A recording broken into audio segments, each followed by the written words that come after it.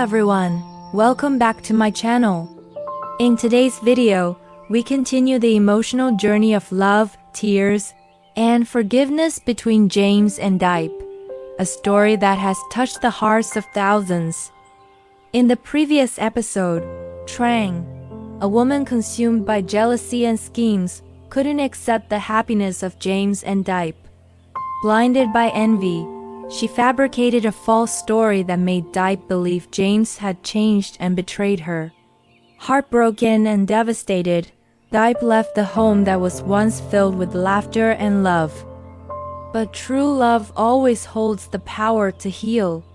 James, with a steadfast heart and deep love for Diep, never gave up. He overcame all obstacles to find the woman he loves, determined to reveal the truth and expose Trang's malicious plan. And then a miracle happened. Diep finally understood everything, and the two, along with their young son, were reunited in tears and overwhelming joy. A small family once broken is now whole again. But is everything truly at peace? Stay with us through today's video to uncover what happens next, where the past still lingers and new challenges quietly loom ahead. Don't forget to like, share, and subscribe so you won't miss the upcoming episodes. Just when it seemed the storms had passed and happiness was beginning to bloom, fate struck once again with a cruel and devastating blow. That morning, soft sunlight blanketed the old tiled roof, and birds chirped sweetly, signaling a peaceful day in the countryside. Diep was preparing breakfast when an unexpected knock echoed at the door. On the porch stood Trang, the woman who once sowed chaos. Her face was unrecognizable, no makeup, no arrogance, just a weary woman with swollen, red eyes, holding a large basket of fruit, her footsteps heavy with guilt. "I'm not here to cause trouble. I came to apologize," Trang said, her voice trembling and tight with emotion. "I know I was wrong. Terribly wrong for breaking up your family.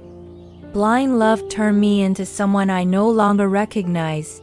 I don't expect forgiveness. I just want to do anything to make amends." Diep stood silently. Her gaze flickered. As a woman, she understood all too well what it meant to love foolishly. And deep down, she still believed everyone deserved a chance to make things right.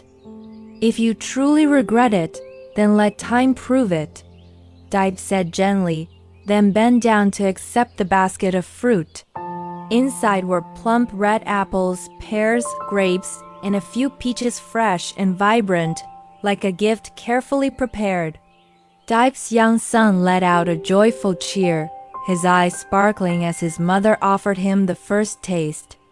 That breakfast seemed like a simple, happy moment for a family slowly healing. But tragedy was lurking behind every smile.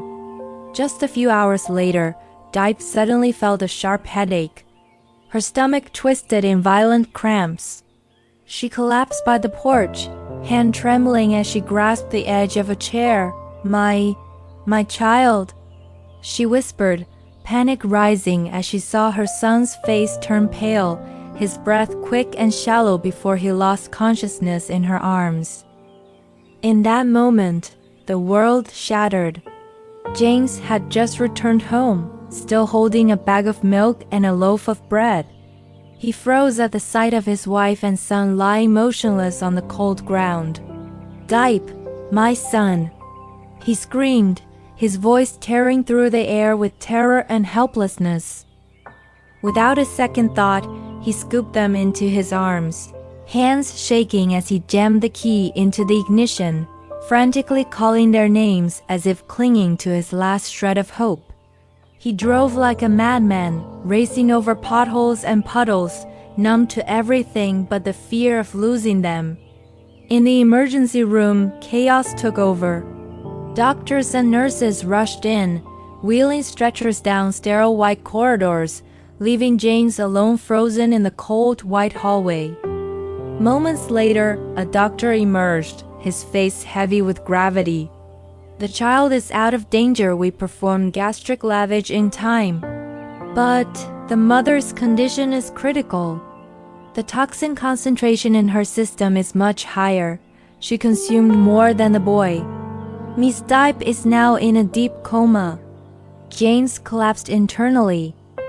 He said nothing, didn't cry.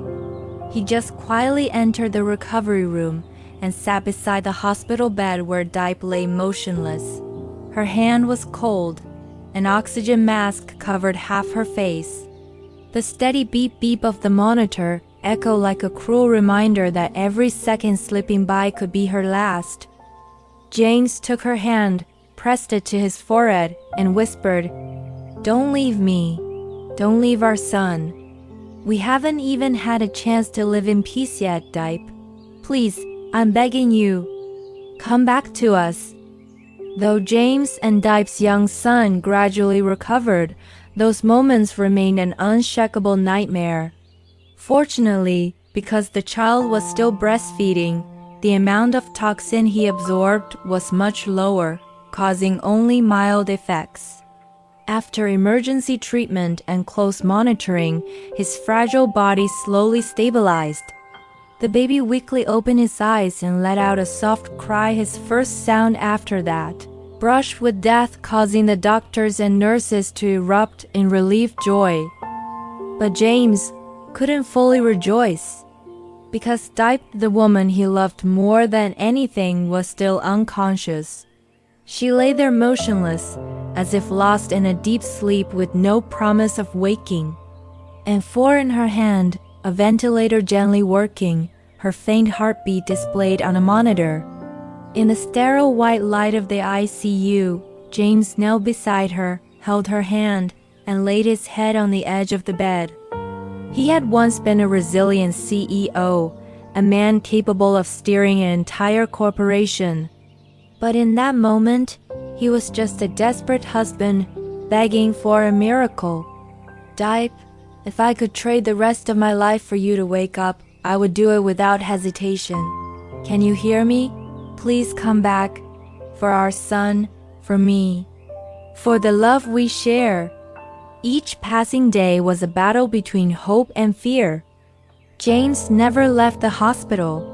He stayed by her side every second, reading her their old stories, singing the songs she loved, telling her about their son, how he was healing, how both father and son were waiting for her to come back. And then, one early morning, just as the sun peeked over the horizon, a miracle happened. Diep's finger twitched. James's heart nearly stopped. He rushed to call the doctors. Everyone flooded into the room, checking the monitors, the vitals, and no one could believe what they were witnessing. "She's recovering. Very slowly. But it's a real miracle," the doctor said, eyes wide in awe. Diep opened her eyes, weak, watery, glistening with emotion. And the first thing she saw was James, his face hollow, beard unshaven, but his eyes still burning with unwavering faith. "James," she whispered like a fragile breeze. James broke down in tears. He took her hand, pressed it to his cheek. "You're awake. Thank you. Thank you for coming back to me." A family once on the brink of collapse was now whole again, held together by faith, love, and a miracle. They had survived death, betrayal, and hatred. And in the end, it was love, steadfast and unwavering, that lit the path out of darkness. Even though Diep had regained consciousness and their young son was safe, James still couldn't sleep peacefully. The joy of their reunion couldn't erase the burning question tormenting him. Who was cruel enough to poison my wife and child? Who was behind that basket of fruit laced with toxins? He couldn't bring himself to believe Trang's surface-level remorse. His instincts, sharpened from years in the ruthless business world, told him this wasn't an accident. Behind that act was a carefully calculated plan, cold and merciless. James began his own quiet investigation. From the home security footage to the delivery man's testimony, even the tiniest trace left on the basket, all were clues he chased down like a seasoned detective. He kept everything from Diep, the wife, who had just begun to recover, because he knew what she needed most was peace. And that peace he vowed to protect at all costs. Meanwhile, somewhere else, Trang, upon realizing her wicked scheme had failed, lost all sense of reason. She smashed things, screamed, sobbed, and laughed in one breath. Her obsession and hatred had finally shattered what remained of her sanity. But instead of stopping, her madness made her even more dangerous. "If I can't have James, then no one can," Trang screamed in the darkness, her bloodshot eyes wild like a beast. She was no longer the woman who once loved James. She had become something else, delusional, obsessed, and willing to destroy everything, just to get revenge. And so the confrontation truly began. Not just between two people, but between two forces. Genuine love versus blind hatred. Life versus death. Faith versus darkness. The next episode promises to reveal shocking secrets. Who's really pulling the strings behind Trang? Is she just a pawn in a much larger game?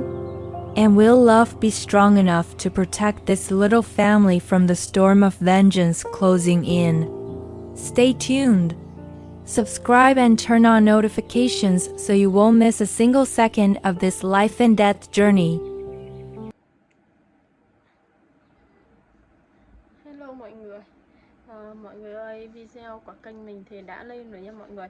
Bữa nay do kênh mình nó bị flop á mọi người, nên là mình lên video hơi thưa. Mọi người hãy xem video, sau đó là like video cũng như để lại bình luận cho kênh của mình, để kênh của mình có được đề xuất hơn của YouTube nha mọi người. Và như thế cũng sẽ là động lực rất lớn để mình ra video nhiều và nhanh hơn.